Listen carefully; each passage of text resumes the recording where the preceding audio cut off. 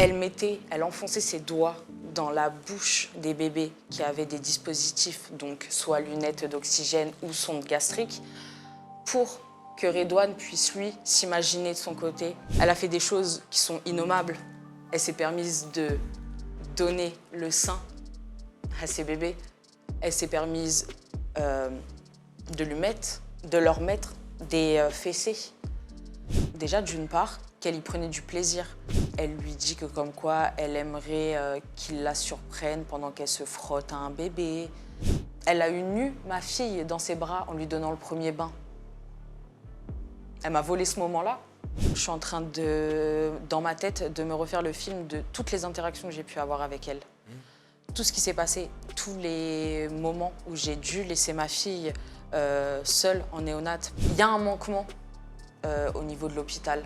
En fait, là, le mot qu'ils sont en train de faire passer à tout le monde, c'est allez-y, à toucher des bébés, c'est pas très grave, vous encourez rien. Est-ce que leurs bébés sont des victimes? Est-ce que leurs bébés ne sont pas des victimes? Est-ce qu'elles sauront un jour si elles sont victimes ou pas? Est-ce que ces personnes-là vont un jour être incarcérées? Pourquoi elles sont dehors? Ça, c'est la première question. Pourquoi elles sont dehors? Pourquoi elles ne sont pas en détention? Et pourquoi on ne nous entend pas?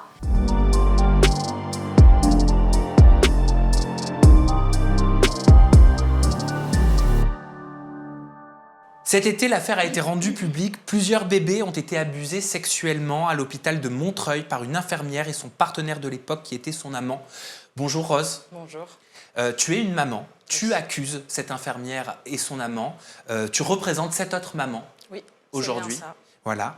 Maître Besma Maghrebi, tu es avocate pénaliste au barreau de Marseille et Paris. Tu es aussi présente aujourd'hui parce que c'est un dossier, malheureusement, que tu connais bien. Tu représentes aussi cette autre famille.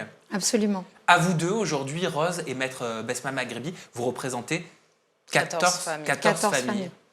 Est-ce que c'est quelque chose que vous mesurez? Pas totalement. Et puis, en soi, 14, on n'est pas beaucoup. C'est peu, c'est très peu, comparé au nombre de victimes potentielles qu'il pourrait y avoir. Je pense qu'on n'est pas assez nombreux encore, justement, pour faire du bruit. On fait très souvent des appels à témoins. Si jamais d'autres mamans qui ont été hospitalisées en néonate de 2024 à 2025, de nous contacter. Parce qu'on a un groupe WhatsApp, du coup, on communique ensemble. Et puis Elle s'appelle comment cette petite princesse? Issiana. Issiana. Bonjour Issiana. Bonjour Issiana. Elle me sourit. Mais elle est belle comme tout. Merci. Elle est mignonne comme tout. Et c'est la première fois qu'elle est sur un plateau. Sur un plateau, ouais. T'aurais imaginé être un jour sur un plateau d'un média pour pouvoir expliquer ce qui s'est passé? Si tu veux nous expliquer un petit peu comment toi tu as pris connaissance de tout ça. En premier, je pense que comme tout le monde, on a vu sur les réseaux sociaux circuler... Doudou. Je reprends. Je disais comme tout le monde, du coup, on a vu sur les réseaux circuler toute cette affaire. Au début, on nommait pas un hôpital en particulier, ça parlait juste de Seine-Saint-Denis. L'hôpital de Montreuil. Ouais. Au début, on parlait seulement de maternité. Et bon, je me suis pas plus inquiétée que ça. Puis finalement, après, ils ont dit que c'était à l'hôpital de Montreuil. Puis l'hôpital de Montreuil a fait un démenti. Puis finalement, ça a été bien avéré que c'était à l'hôpital de Montreuil. Mais au début, ça parlait toujours que de maternité, ça parlait pas de service néonat. Et ma fille, elle a jamais été en maternité, donc bon.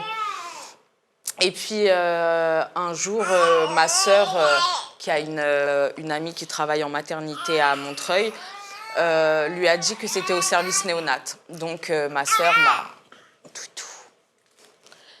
m'a immédiatement appelée, du coup, pour me prévenir que c'était en néonat.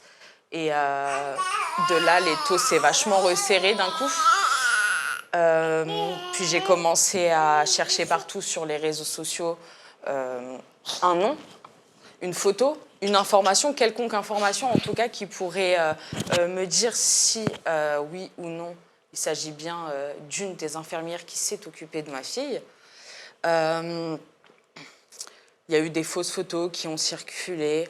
Je savais très bien que ce n'était pas la personne, la mise en cause. Puis un soir, l'article du Parisien est sorti en sortant enfin un nom, Juliette.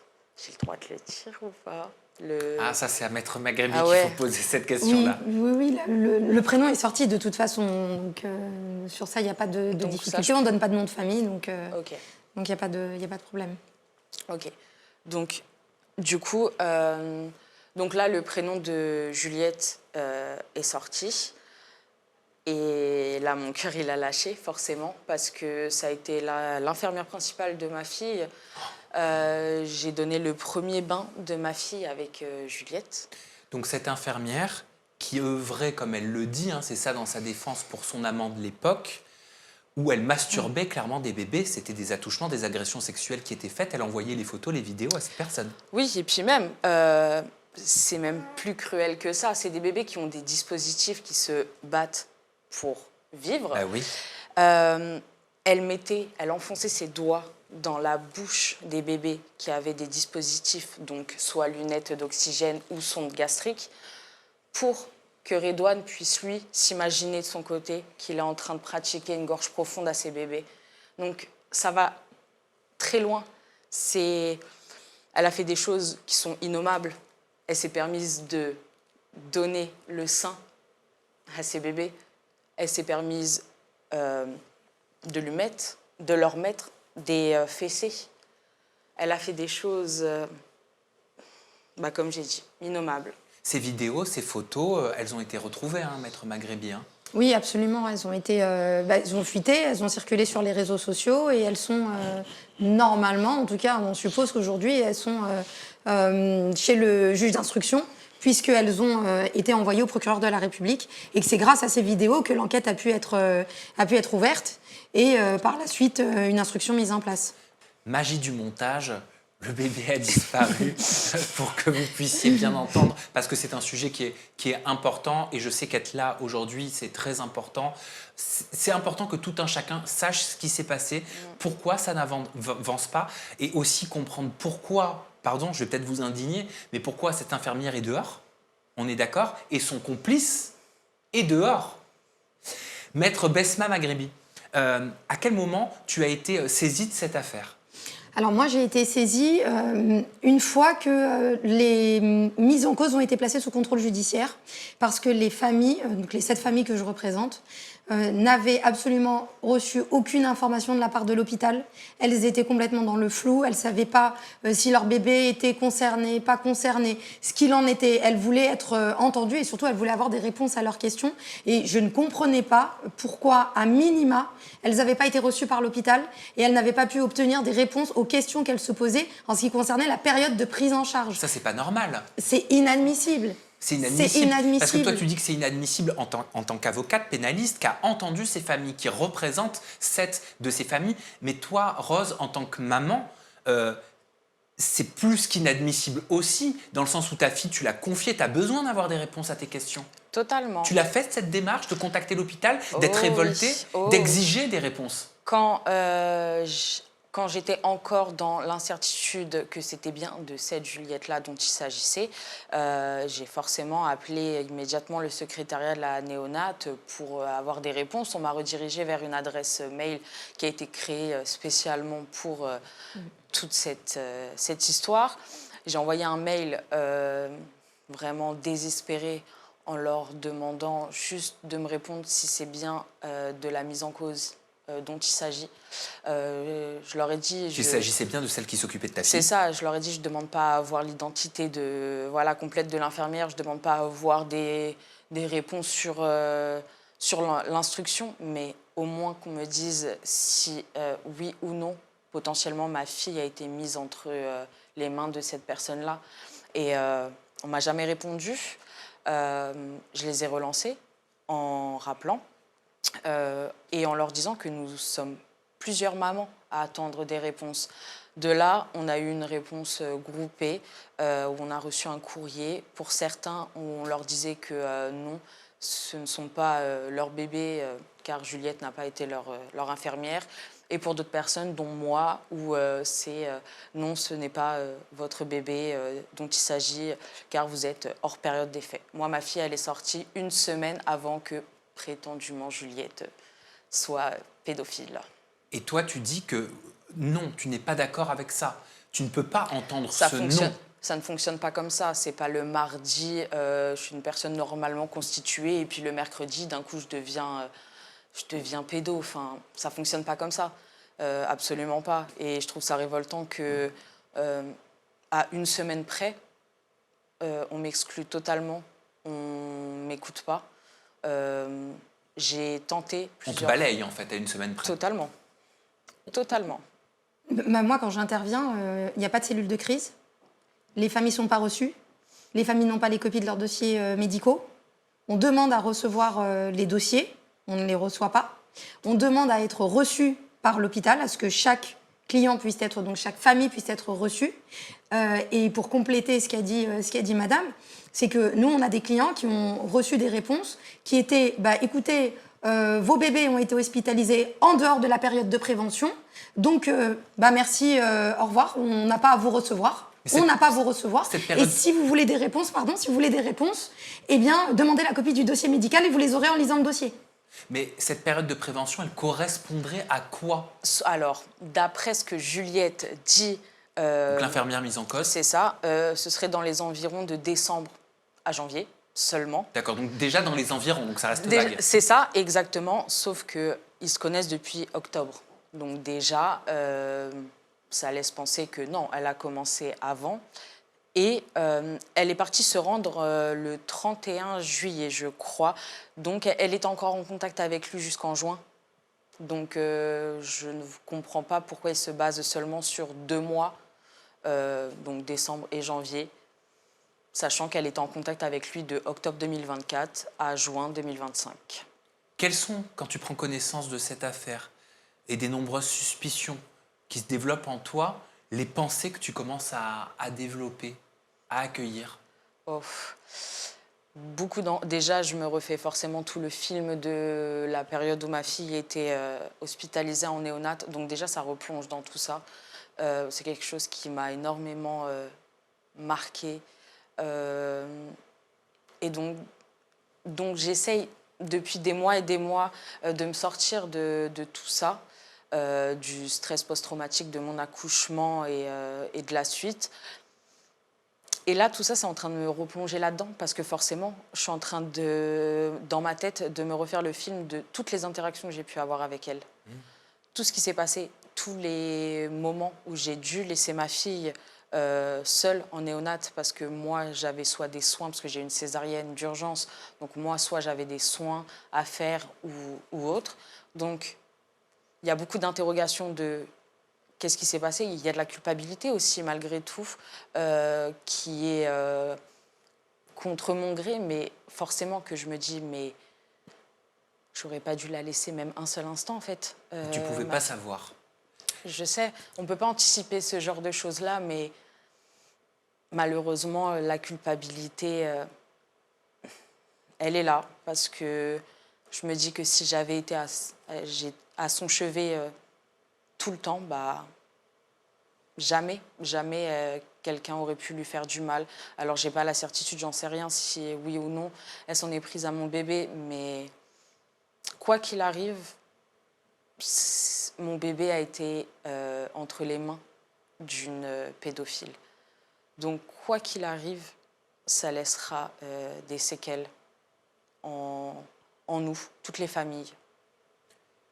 Tu te souviens de ces interactions que tu avais avec elle? Elle était comment, cette Juliette? Alors, en tant qu'infirmière? Tout le monde l'a décrit, et même moi, comme quelqu'un de douce, discrète, assez gentille. Mais après, à vrai dire, moi, avec elle, ça n'a jamais accroché. Pour le coup, toujours très hostile envers moi, très agacée quand elle me voyait arriver. Et puis, une fois, m'a fait une remarque qui, sur le moment même, m'a paru un peu bizarre. Mais maintenant, avec du recul, je vois la phrase différemment. Elle m'a dit à un moment donné, ce serait bien que vous veniez seulement au moment des soins. Sauf que le mot d'ordre en néonat, c'est de venir 24 heures sur 24, 7 jours sur 7. On peut venir quand on veut, en fait. Et puis, c'est la seule qui m'a fait cette réflexion-là. Ça n'a jamais gêné les infirmières que je puisse venir de manière inopinée, que ce soit 2 heures du matin, 14 heures ou autre. Donc, sur le moment, je me suis dit, pourquoi est-ce qu'elle me dit ça? Je me suis dit, ouais, je la dérange. Ma présence dérange, mais je pensais pas, en tout cas, bien évidemment, que je pensais pas pour ces raisons-là. Est-ce que tous ces films roses que tu te fais quand tu te refais toutes les discussions, tout l'historique, toutes tes interactions avec cette Juliette, donc l'infirmière mise en cause, est-ce que tu te sers de tout ça pour te dire, essayer de répondre à cette question qui reste en suspens, est-ce qu'elle a touché mon bébé? C'est ça, et sauf que le problème, c'est que ça ouvre d'autres questions. En fait, dans mon esprit, ça tourne sans cesse. J'ai 1 milliard de questions, et d'autant plus que personne nous apporte de réponses, personne nous aide. On a libre champ, en fait, dans notre tête, à nous faire toutes les suppositions, tous les questionnements possibles et inimaginables. Pourquoi, pardon, je suis désolée, mais pourquoi cette mise en cause, cette infirmière et son amant de l'époque, donc son complice, à qui elle envoyait toutes ces vidéos et ces photos pédophiles, pourquoi ils sont dehors? Comment c'est possible? Alors qu'on est d'accord que ça a été statué, que ces photos, ces vidéos, ces attouchements, ils ont eu lieu. Oui, c'est factuel. C'est ça, Besma, Maître Maghrébi. C'est une excellente question et on se pose tous la question aujourd'hui, pourquoi ils sont dehors? Parce que le procureur de la République a demandé à ce qu'ils soient placés en détention provisoire, sauf que le juge des libertés de la détention a considéré que les éléments qui pouvaient permettre le placement en détention provisoire n'étaient pas réunis. Alors il semblerait que Juliette, parce que moi j'étais pas, comme je ne suis pas du tout le conseil de ces mises en cause, je ne sais pas ce qui s'est passé dans le cabinet du juge des libertés de la détention, mais visiblement il semblerait que les 5 éléments qui soient prévus par le code de procédure pénale qui permettraient le placement en détention provisoire ne soient pas caractérisés ou qu'on n'en ait pas un seul. Donc, peut-être que Juliette aurait des problèmes de santé qui feraient que la détention ne serait pas adaptée. Elle parle de folie, certains parlent de folie. Hein. Oui, alors il faut en laisser ce qui se dit sur les réseaux sociaux, mais par contre ce qui est sûr c'est qu'elle est en train de jouer la carte de la dépression, des pensées suicidaires, de la détresse en gros psychologique. Par contre ça oui, elle joue là-dessus. Et comment on peut être employé dans un hôpital public même et commettre des atrocités pareilles sans que ce soit décelé par des collègues, par une hiérarchie? Mais ce qui est choquant aussi, en tout cas sur ce qu'on sait aujourd'hui, c'est que les parents, les familles n'avaient pas le droit d'accéder au bébé avec leur téléphone portable, mais que le personnel, lui, avait le droit. Par mesure de sécurité, vous n'aviez pas le droit, sauf... on n'avait pas le droit, on devait les laisser dans nos casiers, car forcément, c'est porteur de bactéries, et puis nos bébés sont très fragiles, donc on n'avait pas le droit, excusez-moi, on n'avait pas le droit de prendre nos téléphones, du coup, avec nous. Comment se fait-il qu'elles avaient le droit? Et quand je dis elle, je parle de toutes les infirmières, car ce n'est pas la seule à avoir son téléphone dans le service, Juliette. Je les ai vues, les autres infirmières. Donc, il y a un manquement au niveau de l'hôpital. Bien évidemment, ils ont leur part de responsabilité. Parce que si cette règle avait été appliquée aussi au personnel médical, pas de vidéo, pas de captation d'images, pas d'infraction. Comment, toi, tu es contactée, Besma, par cette famille? Alors, moi, c'est ce que je te disais tout à l'heure. Moi, je suis contactée parce que, par l'intermédiaire d'un confrère, parce qu'il y a un problème au niveau de l'hôpital. Parce que ça coince au niveau de l'hôpital. Il n'y a pas de communication, il n'y a pas d'information. Ils sont complètement perdus, ils ne comprennent pas ce qui se passe. Et comme je fais énormément de pénal médical, moi, le premier réflexe que j'ai, c'est de saisir la commission des usagers, de saisir le défenseur des personnes malades lorsqu'elles sont à l'hôpital pour pouvoir venir un peu faire l'intermédiaire avec la direction. Donc, j'écris à la commission des usagers en disant, voilà, on a cette famille qui aujourd'hui sont un petit peu lâchés dans la nature, il n'y a pas de cellules de crise, ils sont dans un état de stress horrible, il faut les recevoir, il faut leur parler, il faut essayer de les rassurer. Intervenez, vous êtes représentant des usagers, vous êtes extérieur à l'établissement, essayez de venir un petit peu faire tampon et nous aider à faire en sorte que ces familles puissent être reçues. Ça fait 19 ans que je pratique cette matière et c'est la première fois, et ça je le dis et je l'assume, c'est la première fois de ma carrière que j'ai un représentant des usagers qui ne me répond pas. personne ne m'a contacté. La commission des usagers ne m'a pas répondu. Donc ça signifie que jusqu'à aujourd'hui, je n'ai aucune réponse. On a eu par la suite la direction qui a accepté de recevoir 2 familles sur les 7 que je représente, mais uniquement 2. Et pour les autres familles qui ne correspondent pas à la période de prévention, ils ont gentiment été invités à lire leur dossier médical. Ok. Qu'est-ce qu'ils t'ont dit à toi Qu'est-ce qu'elles t'ont dit ces mamans? Qu'est-ce qu'elles t'ont dit ces familles? Qu'est-ce qu'elles t'ont confié? Qu'elles ne comprennent pas, qu'elles ont peur, qu'elles sont inquiètes. Est-ce que leurs bébés sont des victimes? Est-ce que leurs bébés ne sont pas des victimes? Est-ce qu'elles sauront un jour si elles sont victimes ou pas? Est-ce que ces personnes-là vont un jour être incarcérées? Pourquoi elles sont dehors? Ça, c'est la première question. Pourquoi elles sont dehors? Pourquoi elles ne sont pas en détention? Et pourquoi on ne nous entend pas? Pourquoi on ne nous aide pas à comprendre? Et aussi, on veut faire partie de cette instruction, on veut participer au procès, on veut participer à la manifestation de la vérité. Et c'est aussi pour ça que dans un deuxième temps, on a déposé des constitutions de partie civile pour faire en sorte que ces familles, qui sont quand même touchées par ce qui se passe, parce qu'elles ont été en contact avec cette infirmière, puissent faire partie de l'instruction et essayer d'apporter leur lumière et leur vécu à ce dossier pour faire en sorte que la vérité la vérité se manifeste, alors qu'elle soit ou non considérée par la suite comme étant victime ou pas, peu importe, mais elles veulent participer à cette manifestation de la vérité. Et là, on leur ferme les portes en leur disant « Ah bah vous n'apportez pas la preuve que vous êtes que vos bébés sont des victimes directes, et puis en plus, on doit préserver le secret de l'instruction, donc on nous a refusé les 7 constitutions de partie civile. » Et donc c'est un deuxième choc pour les familles. Mais bien sûr, et ce que je comprends bien, c'est que sur les 7 familles que tu représentes, il y en a 2 qui ont été entendues. Est-ce que ça signifie que ces 2 qui ont été entendues, les faits sont avérés? Ah ben non. Non, en fait, ce qui Ils est cherchent avéré... à identifier les bébés justement en montrant les vidéos aux parents. Alors ça, c'est auprès du commissariat, parce qu'on a des familles qui ont été reçues aussi par le commissariat, et on a des familles qui n'ont pas été reçues par les commissariats. Mais ces vidéos, elles leur sont montrées aux familles? Oui, pour qu'ils puissent identifier leur bébé ou non. Est-ce que toi, Rose, par exemple, tu aimerais voir ces vidéos? Moi, je les ai vues. Tu les as ces vues? vidéos, pas par le biais de la commissaire, mais malheureusement, je suis tombée dessus. Donc moi, j'ai pu voir ce qu'elle faisait. J'ai vu les échanges qu'il y a eu en message. Donc, Entre elle et son compagnon de l'époque complice. c'est ça. Qu'est-ce que tu as vu dans ces vidéos? Dans ces vidéos, ce que j'ai vu, ça a été déjà d'une part qu'elle y prenait du plaisir. Parce que ça, il faut le souligner. Parce qu'elle dit qu'elle a été sous emprise, qu'elle a fait ça contre sa volonté. Sauf que dans les vidéos, on voit quelqu'un qui a l'air de prendre du plaisir, qui n'hésite pas en tout cas à faire ce qu'elle faisait. Comment tu peux le déceler qu'elle prenait du plaisir? Par des gémissements qu'on entend dans une vidéo, et puis le langage corporel est parlant dans tous les cas. Mais du coup, ça a été des vidéos où il y a une vidéo où elle touche le sexe d'un bébé, où elle s'amuse avec. Et malheureusement, c'est un bébé dont on ne voit pas le visage, donc il ne cherche même pas à savoir qui est ce bébé. Il y a des vidéos où elle s'amuse à lécher les doigts d'un bébé, des vidéos où elle enfonce ses doigts dans la bouche d'un bébé, où elle fait téter son sein à un bébé.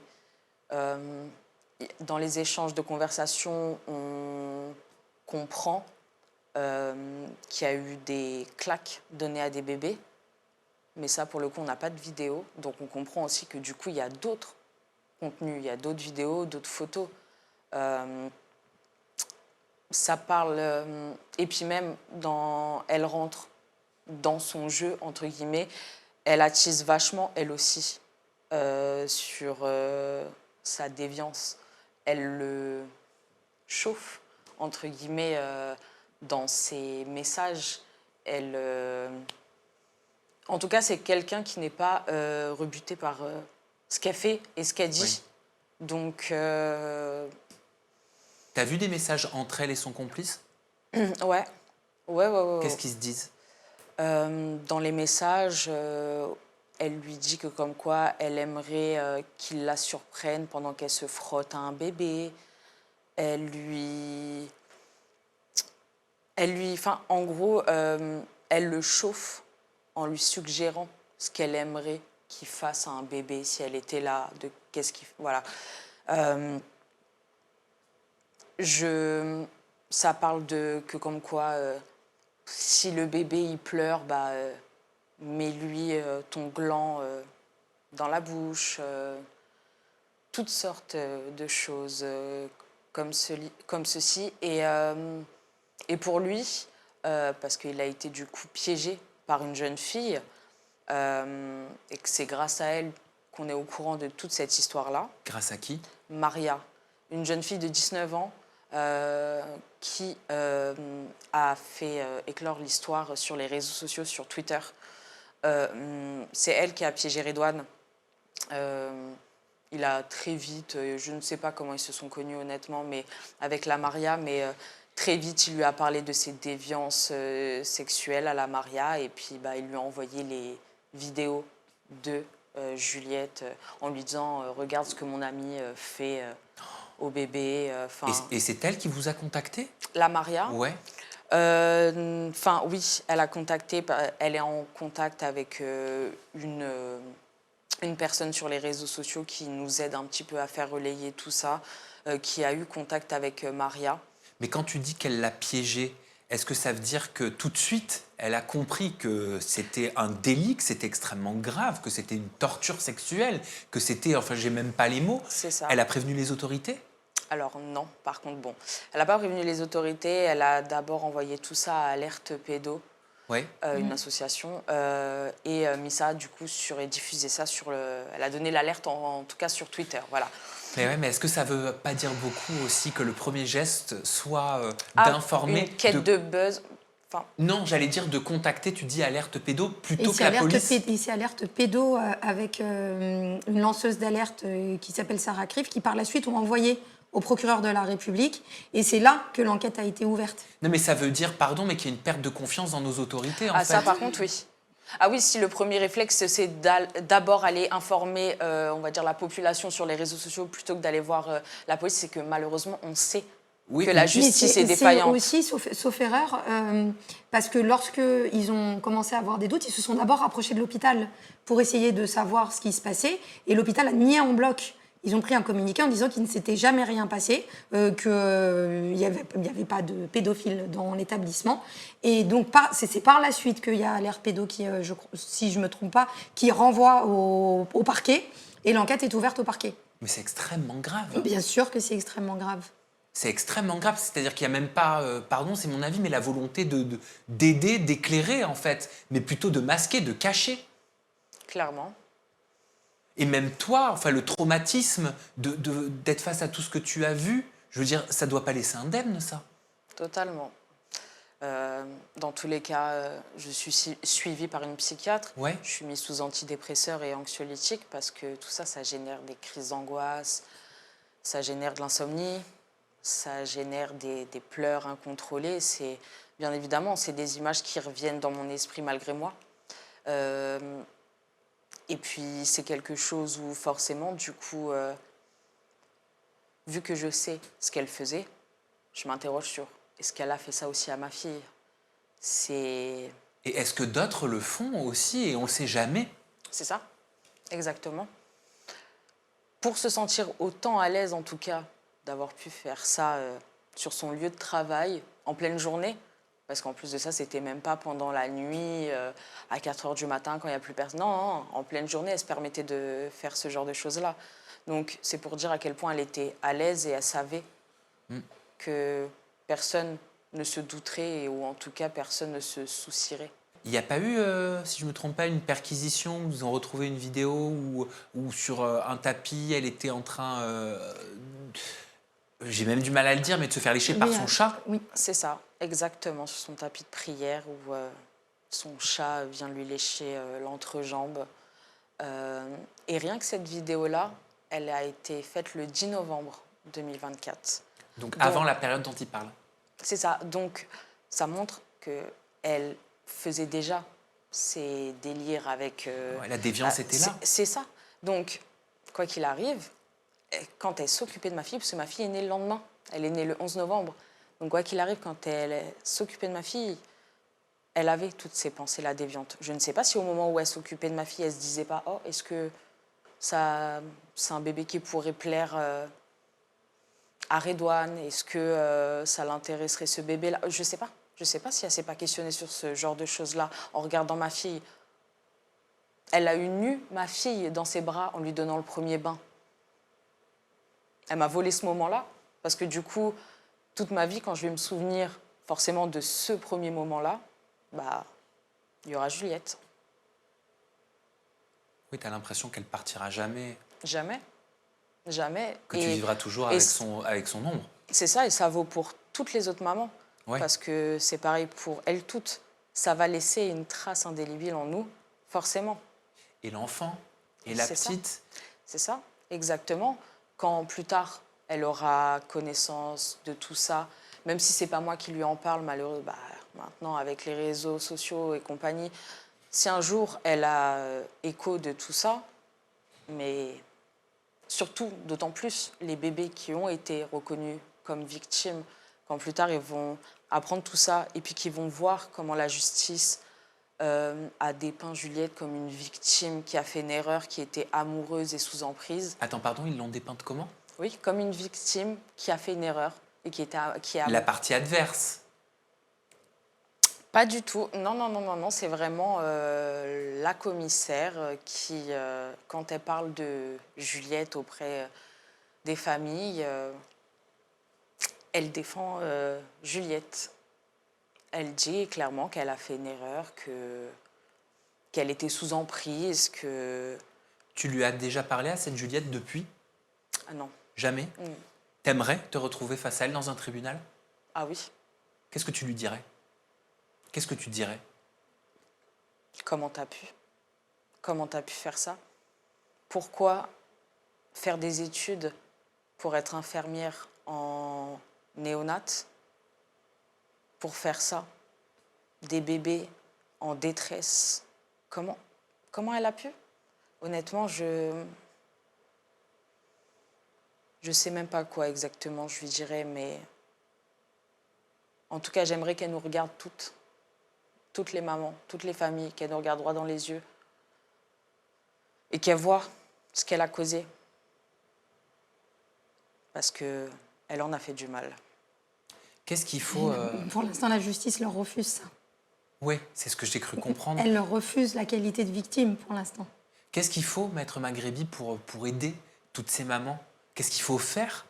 Mais il faut déjà qu'on reconnaisse la qualité de victime. Parce que les reconnaître comme étant des victimes, c'est déjà reconnaître leur souffrance. Et reconnaître leur souffrance, c'est leur permettre déjà de commencer à guérir. Sauf qu'aujourd'hui, on ne les reconnaît pas dans leur qualité de victime et on considère que ce qu'elles ont vécu, le simple fait que leur bébé ait été en contact avec cette infirmière, bah, en soi, n'est pas sujet à souffrance, puisque seulement 2 enfants ont été identifiés aujourd'hui et qu'il semblerait qu'au regard de la justice aujourd'hui, en l'état de l'instruction aujourd'hui, donc je le dis bien avec des pincettes, c'est vraiment la position de l'instruction aujourd'hui et du parquet aujourd'hui, on n'a que 2 victimes. Mais on entend bien que non. Et surtout qu'en plus de ça, on ne sait pas actuellement si elle s'en prenait au bébé dont elle avait la charge ou d'autres bébés dont justement elle n'avait pas la charge pour ne pas avoir de... C'est ça le problème. Vous connaissez pas son mode opératoire? Bah non, on ne connaît pas son mode opératoire et puis en plus de ça, l'ayant vu, très souvent, quand une infirmière attitrée à un enfant, elle est occupée avec un bébé, elle va déléguer à une autre infirmière. Ça, je l'ai vu forcément. Donc, on ne sait pas. On sait pas. Et ça, c'est pas tracé, c'est pas noté. Donc, on ne sait pas si des fois, elle ne s'est pas occupée de certains bébés dont, de base, elle n'en avait pas la charge et qu'à ce moment-là, elle n'a pas fait quelque... On ne sait pas. Le champ des possibles, il est tellement large. Et c'est pour ça qu'il aurait fallu que toutes les familles qui le demandent, je ne dis pas toutes les familles, mais en tout cas que toutes les familles qui le demandent, soient reçues par l'hôpital pour pouvoir avoir des réponses à leurs questions. Ce qui n'a pas été le cas. Ce qui n'a pas été le cas pour toutes les familles qui l'ont demandé. Et quand tu dis que 2 bébés ont été clairement identifiés au moment où on enregistre cette interview, ça veut dire que 2 familles ont été identifiées. Oui. Mais apparemment, elles ne se sont pas constituées partie civile. Mais pourquoi? C'est la grande interrogation. C'est ça qui nous paraît Mais vachement ils auraient bizarre. été invités à le faire. Oui, Alors, on sait. le parquet a fait un communiqué en demandant, en appelant aux familles de se constituer partie civile. Mais ce que je ne comprends pas, c'est que si ils ont identifié leur bébé devant la commissaire, comment ça se fait que la procédure ne s'est pas enclenchée directement pour eux? Il y a plein de choses qui sont assez bizarres, beaucoup de choses où une des mamans dont je suis assez proche, qui, elle, a été reçue par la commissaire, qui a vu les vidéos. Quelques temps plus tard, a reçu un mail de la commissaire lui disant que son bébé était écarté de l'enquête car les bébés ont été identifiés. Et puis finalement, ce qu'elle ne sait pas, la commissaire, c'est qu'on est tous en contact. Donc à ce moment-là, il y a eu une famille qui était convoquée par la commissaire qui a eu un tout autre discours où non, les bébés ne sont pas identifiés. On dit à certaines mamans que non, c'est bon, ne vous inquiétez pas, les bébés ont été identifiés. Puis finalement, on apprend que non, ils sont encore en recherche de... C'est tellement nébuleux. Tu penses, Rose, que certaines mamans, elles préfèrent y croire que leurs bébés ne sont pas mis en cause? Bien sûr, bien sûr. Et de toute façon, dans tous les cas, c'est la réponse qu'on aimerait tous avoir, hein, que nos bébés ne sont pas victimes forcément. Je pense qu'il y en a beaucoup qui s'accrochent à ça, disons une forme de déni. Oui. Et je comprends totalement parce que c'est une manière de se protéger, hein, mine de rien, parce que c'est quelque chose d'innommable. Donc imaginez qu'il a pu arriver le pire à notre bébé, surtout dans de telles circonstances. Oui, il y a même des personnes qui ne croient pas du tout à cette histoire, hein. Malheureusement. Ah, il y a des complotistes. Ah, ouais. Oui, malheureusement, il y a des gens qui n'y croient pas à cette histoire-là. Puis avec toute la désinformation qu'il y a eu sur les réseaux sociaux, etc. Donc les gens se sont désintéressés de tout ça et soit ils n'y croient pas. Je le disais, hein, je l'expliquais, l'infirmière et son amant de l'époque, ils ont été mis en examen donc, et placés sous contrôle judiciaire pour agression sexuelle imposée à des mineurs de moins de 15 ans et complicité avant d'être relâchés en liberté et placés sous contrôle judiciaire. Concernant cette affaire, le ministre de la Justice, Gérald Darmanin, il a fait un tweet en expliquant pourquoi ces deux individus n'ont pas été placés directement en détention. Gérald Darmanin a dit: la loi ne permet pas de placer certains individus en détention provisoire alors que les faits qu'ils ont commis choquent profondément les Français et que nous devons protection aux enfants. C'est le cas de l'infirmière qui aurait agressé sexuellement des nourrissons. Avec le texte de loi que je propose, ces individus pourront être mis hors d'état de nuire dès leur mise en examen. Est-ce qu'on est sur une récupération politique, Maître Besma Maghrebi, ou on est sur une véritable solution? En tout cas, ce qui est certain, c'est que le dispositif juridique qu'on a aujourd'hui permettait de les placer en détention provisoire et qu'on n'a pas besoin d'une nouvelle loi pour ça. Parce que l'article du Code de procédure pénale donne largement les pouvoirs au juge des libertés et de la détention de pouvoir les placer en détention provisoire si vraiment il le voulait. Donc, je ne vois pas comment sa nouvelle loi pourrait venir renforcer ce qu'on a déjà. Une personne peut être placée en détention provisoire si on veut éviter qu'elle s'enfuit, si on veut éviter qu'elle mette la pression à des victimes, si on veut éviter qu'elle mette la pression à des témoins, si on veut éviter la déperdition des preuves. Enfin, il y a plusieurs éléments qui font qu'on peut placer une personne en détention provisoire. On peut même la placer en détention provisoire pour assurer sa sécurité. Donc, le texte est assez large. Aujourd'hui, le juge en a décidé autrement. Mais M. Darmanin peut essayer de faire voter une nouvelle loi s'il le souhaite. Mais on en a déjà une qui est assez bien faite, en tout cas pour ça. Mais là, on est sur une appréciation de la situation par le juge des libertés et de la détention qui a fait que lui, il considère que la place de ces personnes-là n'est pas en prison, mais dehors. Tu penses à ce qu'ils font, ce fameux Redouane, cette Juliette? Tu penses à leur vie aujourd'hui? Oui. Je me dis très souvent avec les mamans, on se le dit, nous on est là, détruits, désespérés, tristes, en colère et angoissés pendant que sans doute lui, il se pose tranquillement le soir devant une petite série sur Netflix, à manger un bon petit plat, il se détend. Il vient d'être papa. Sa femme a accouché en août, il vient d'être papa. Il n'est même pas déchu de ses droits parentaux. Mais donc, même pour la protection de l'enfant. Exactement. Donc, ça veut dire qu'il peut très bien récidiver sur son propre enfant. Et chose que je pense qu'il projetait de faire au moment où sa femme était enceinte, au vu des conversations qu'il y a eu. Car lui-même le dit à la Maria, la personne qui l'a piégé.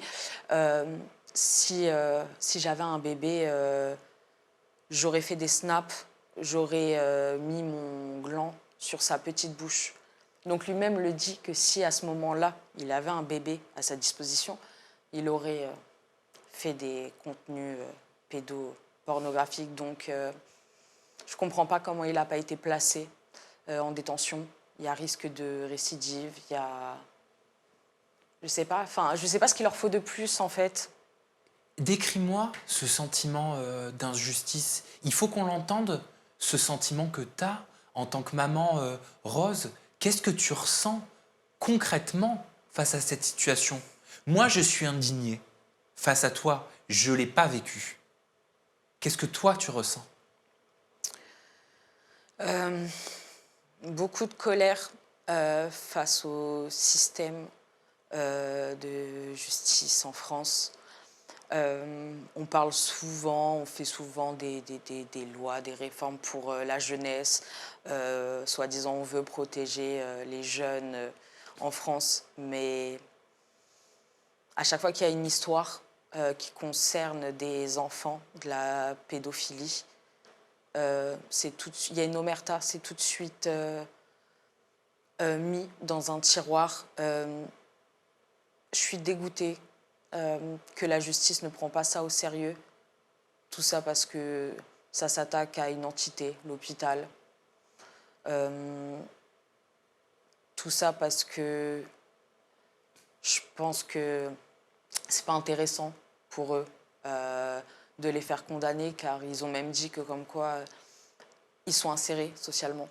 Ils contribuent à l'économie du pays.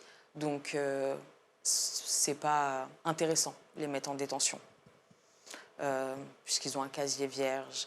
Donc, en fait, là, le mot qu'ils sont en train de faire passer à tout le monde, c'est allez-y, à toucher des bébés, c'est pas très grave, vous encourez rien.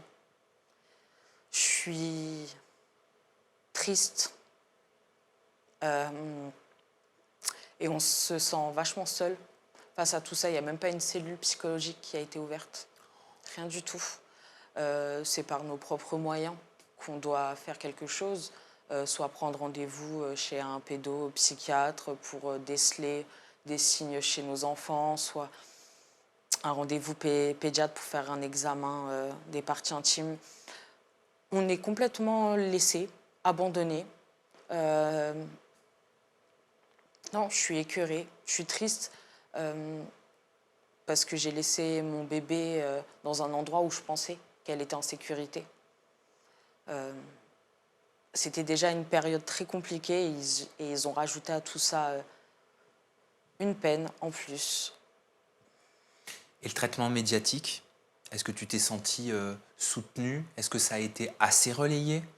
Pas du tout. Vu qu'il y a eu vachement de la désinformation, les gens ne savaient plus qui croire et quoi croire. Donc, du coup, non. Médiatiquement parlant, c'est pas intéressant pour eux, toutes les histoires de pédophilie. Si ça avait été une affaire de trafic de drogue, là j'ai l'impression que ça aurait été plus pris au sérieux. Pourquoi c'est pas intéressant? Pourquoi tu estimes que tu juges que le désintérêt des médias institutionnels est un désintérêt pour un sujet aussi important qu'un crime pédophile? Parce que c'est encore... c'est une omerta sur la pédophilie. Ils n'aiment pas parler en France. Il ne faut pas parler de ça. C'est vachement tu. Les gens... Je pense qu'à mon avis, les gens sont trop... Comment dire ça?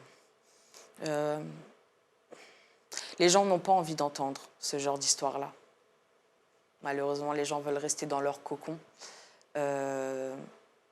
Et personne n'a envie d'entendre la misère humaine. Donc, c'est pas des histoires, en tout cas, qui plaisent aux gens. Qu'est-ce qui va se passer, juridiquement parlant, Maître Maghrebi? C'est quoi la suite? La suite, là, pour nos clients, nous, on a fait appel de l'ordonnance d'irrecevabilité qu'on a reçue pour les 7 familles. Donc, on espère que la Cour d'appel va examiner sérieusement, et elle le fera, ça, on n'a aucun doute sur ça, tous les éléments qu'on a mis en avant pour justifier que ce sont des victimes de cette situation, et on l'entend bien aujourd'hui, et aussi rassurer sur le secret de l'instruction. On n'a pas l'intention, pardon, j'en perds ma voix, on n'a pas l'intention de révéler des choses qui sont préservées par le secret.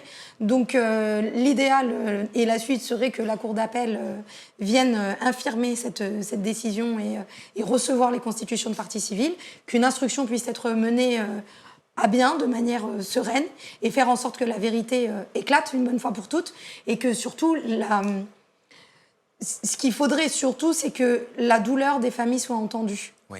C'est surtout ça, et qu'on les reconnaisse dans leur douleur. Parce qu'on espère, et on l'espère, même nous, en tant qu'avocats, on est 4 avocats sur les 14 familles réunies pour l'instant, et nous, on espère qu'une seule chose, c'est que nos 14 bébés dans ce dossier ne soient pas des victimes directes, j'ai envie de dire, de ces 2 mises en cause. Mais vous avez besoin de la coopération de la justice. Mais voilà, on en a besoin. Et on a besoin que le message qui soit envoyé par la justice soit un message bienveillant aussi à l'égard des victimes, à l'égard des mamans et à l'égard de ces bébés, à l'égard de ces familles. Parce que là, j'entends ce qu'elle a dit. On a un monde et un monde qui est énorme entre le judiciaire et la compréhension, presque j'ai envie de dire, des profanes et du grand public. Quand elle dit oui, ils sont insérés, les familles sont choquées d'entendre qu'ils sont insérés, que c'est des primo-délinquants, qu'ils n'ont pas d'antécédents, et que ça, c'est des éléments qui font qu'aujourd'hui, ils ne sont pas placés en détention provisoire. Pour nous, professionnels de la justice, c'est des éléments qu'on considère comme étant des garanties. Pour le juge, c'est des garanties qui ne vont pas recommencer, qui ne vont pas fuir. Donc, mais il y a un fossé, il y a une opposition, une contradiction entre ce que la population comprend et entre ce que les familles comprennent et ce que le juge, lui, veut dire dans sa décision quand il prend une décision. Et je pense que c'est important, quand on est dans des situations aussi dramatiques, des situations aussi graves, qui touchent à un sujet aussi sensible, qui est quand même des agressions sexuelles, voire peut-être même, on ne sait pas, l'avenir le dira, peut-être même des viols à l'égard de bébés, de faire attention aux messages qu'on envoie et aux décisions qu'on prend, parce que il est évident, et c'est incontestable, que face à des infractions qui paraissent moins graves, qui le sont, mais qui paraissent moins graves aux yeux du grand public, on place en détention provisoire pour moins que ça. Oh oui. Donc aujourd'hui, quand on a des bébés qui ont été agressés sexuellement par une professionnelle de la santé, dans un établissement de santé public, comment aujourd'hui on peut, nous, avocats, expliquer à nos familles qu'ils sont placés sous contrôle judiciaire? Ils ne peuvent pas entendre qu'ils ont des garanties de représentation. C'est très compliqué. Donc nous, on espère que par la suite, la justice va essayer de comprendre qu'ils doivent être entendus, ils doivent être reconnus dans leur qualité de victime. Et ça, on a un panel de dispositifs juridiques qui le permet. Donc c'est pour ça que j'espère qu'ils seront reçus dans leur constitution de partie civile. Mais ils doivent comprendre et ils doivent les entendre. Parce qu'aujourd'hui, ils sont complètement niés dans leur statut de victime. Et ça, c'est insupportable. C'est insupportable. Dernière question, et j'espère peut-être la plus importante pour l'avenir. Qu'est-ce que je peux faire, qu'est-ce qu'on peut faire avec ma communauté pour vous aider, vous les mamans, vous les familles? Nous aider à faire relayer tout ça, il faut que... Partager. Il faut que les gens s'indignent avec nous. Il faut que tout ça fasse du bruit pour qu'on soit entendu. On cherche aussi d'autres familles qui ont été dans le service néonat pendant la période des faits. On a une adresse mail qu'on a créée. Laquelle? C'est possible, je te la donne. Bien sûr. Là, je la connais pas. Tu sais quoi, non, mais tu me la donnes et je la mettrai en post-prod. Ouais, là, elle apparaît de toute façon. Je la connais pas de tête. Mais du coup, on cherche à trouver d'autres familles parce que plus on sera nombreux et plus on fera poids face à tout ça. Que les gens... que la justice voit... Enfin, je sais pas si si Darmanin pouvait voir ceci et faire quelque chose, parce qu'il a le pouvoir de pouvoir faire quelque chose plutôt que de tweeter sur l'affaire. Demande-lui concrètement. De lui demander Qu'est-ce que tu souhaites lui demander? que tout d'abord les deux soient placés en détention provisoire et que toutes les familles qui ont été en contact avec Juliette soient reconnues en tant que victimes et que nos constitutions de partie civile ne soient pas rejetées à nouveau. Il n'y a que comme ça qu'on saura la vérité, parce que si on ne fait rien, on va rester avec le doute toute notre vie, Toute votre vie. dans notre tête. Et les générations d'après. C'est ça. Je ne me vois pas regarder ma fille toute ma vie et me poser la question de est-ce qu'on lui a fait du mal ou non. Et on a besoin de réponses. Toutes les mamans, on a besoin de réponses. Et de c'est savoir, tout à fait qu'elle soit normal. bonne ou mauvaise, la réponse, on a besoin de savoir. On ne peut pas vivre avec le doute. C'est encore pire. Donc on aimerait juste que les gens ils nous aident à faire entendre cette affaire. Et puis que les gens se rendent compte aussi que malheureusement, la pédophilie, c'est partout. Oui. Ça n'a pas de religion, d'origine, de classe sociale. Il n'y a pas d'âge non plus, parce qu'ils sont jeunes, les deux. Donc, en tout cas, que les gens s'éveillent un peu plus sur le sujet. Et puis voilà, en tout cas qu'on ait réparation par rapport à tout ça.